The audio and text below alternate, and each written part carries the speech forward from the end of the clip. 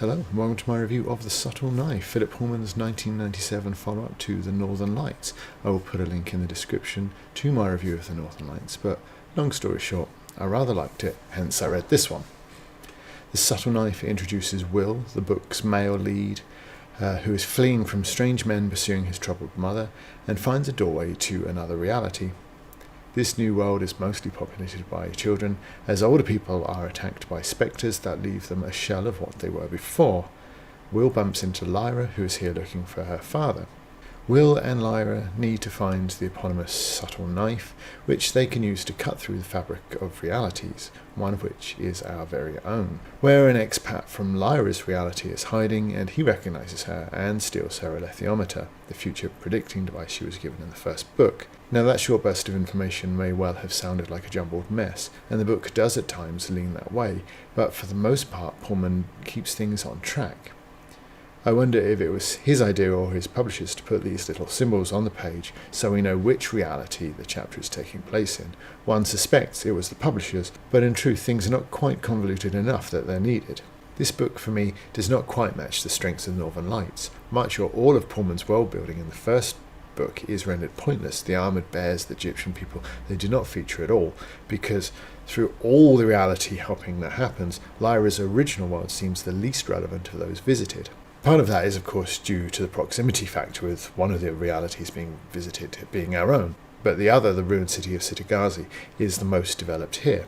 But it's a bleak place, and while the abandoned marauding children has hints of Logan's Run and Lord of the Flies, it's not really developed to the same extent, and as the world they inhabit is mostly destroyed, there just isn't as much going on as there was in Lyra's world in the first book.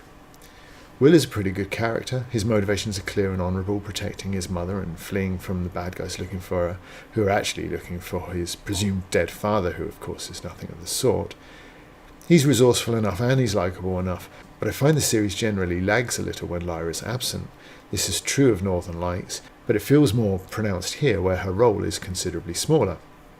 The same is true of Mrs. Coulter, who is a formidable foe, but with all the new situations and characters to develop, she has a diminished influence on the text.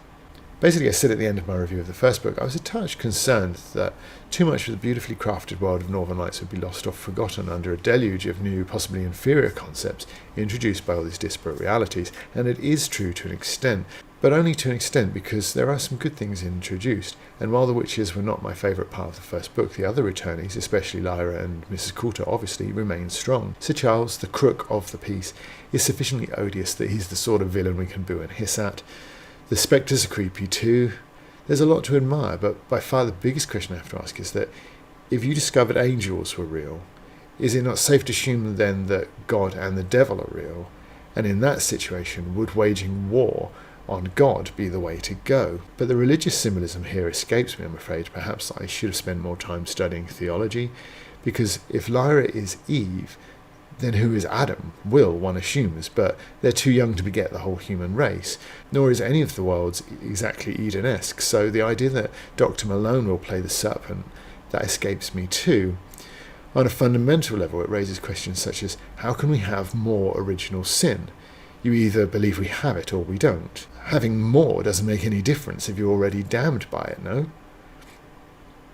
So is Lyra's world one without original sin, because it's broadly similar to our own, but there are differences such as the demons, to name just the most significant one.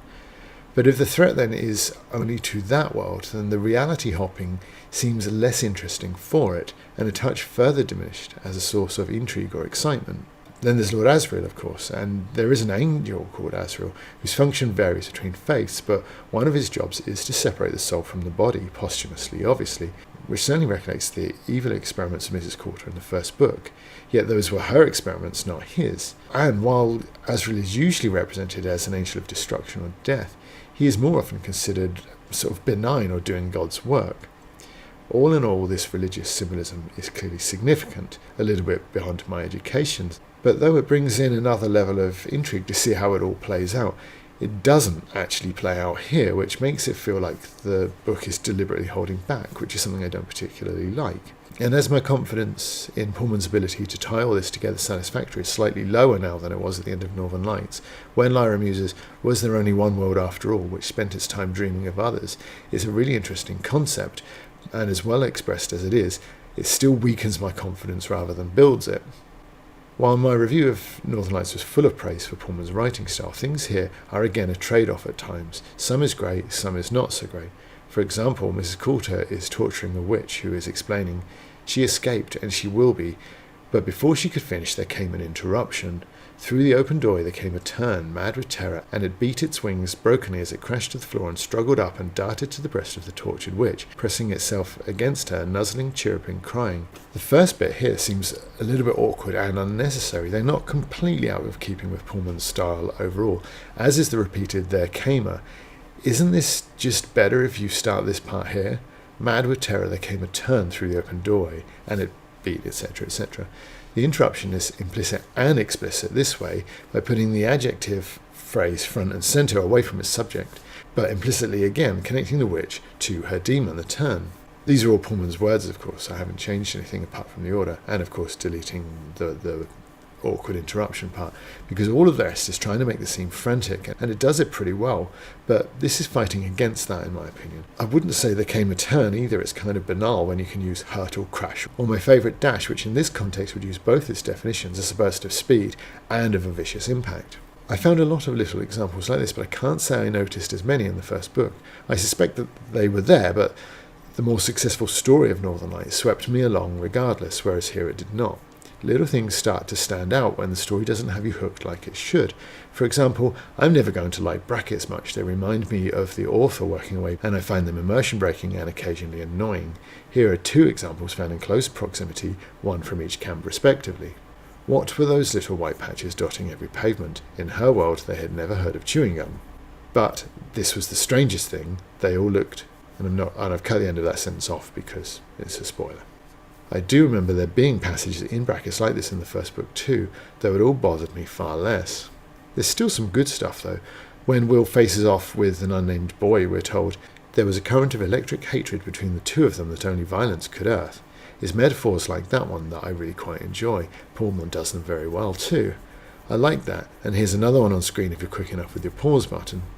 Likewise, the description of Asriel's fortress, jagged spears of black rock, mighty broken slabs and saw-toothed ridges piled in confusion like the wreckage of a universal catastrophe. It piles on the imagery of violence and foreboding. The universal catastrophe to come, perhaps, if Asriel can carry out his plans. The brief chase between Lyra and the fake policeman reminds you too just how good Pullman is. If he gets things a touch wrong with the witch and her demon, he gets things so right here. And behind her the lift doors were opening, and the pale-haired man was running out. So fast, so strong, and the door wouldn't turn. Pantalaimon shrieked at her. They were pushing the wrong side. She cried out in fear and darted out and into the other compartment, hurling her little weight against the heavy glass, willing it to turn, and got it to move just in time to avoid the grasp of the porter, who then got in the way of the pale-haired man, so Lyra could dash out and away before they got through. This is something I was talking about on another video. Sometimes this piling up of ands is what generates the pace in a scene, not the shortened or fragmented sentences, though Pullman uses both here to his advantage. Likewise, the scene where the children of Sitagazi are trying to kill the defenceless Will and Lyra is really good too, but I couldn't help but feel if it had followed their escape from Sir Charles more directly, then together with that scene, which is pretty tense as well, the two combined would have been such a sustained piece of excitement that it probably would have rivaled the first book. Just to wrap things up then, The Subtle Knife is by no stretch of the imagination a bad book. It does not match its predecessor, but few books do in this genre. Lyra remains good fun and a strong protagonist, sharing that role here with Will, who is personable enough that things do not sag too badly when Lyra is sidelined. If the children are the stars of the show, then I'm a touch less enamoured with the grown-ups who, aside from the token American Lee Scoresby, are generally less engaging. Mrs. Coulter, with her ice-cool demeanour, remains an effective and menacing foe. The story here is less focused, zipping back and forth between threads and realities with equal alacrity, but they're not so convoluted as to be hard to follow. I'm interested in how the religious imagery and the allegory plays out, so I'll read the next one, but the dip in quality between the first book and this one has lowered my excitement somewhat. Thanks for watching, don't forget to sub and all that. And I actually have a review of Lord of the Flies coming soon, so don't forget to subscribe or you'll miss out on that.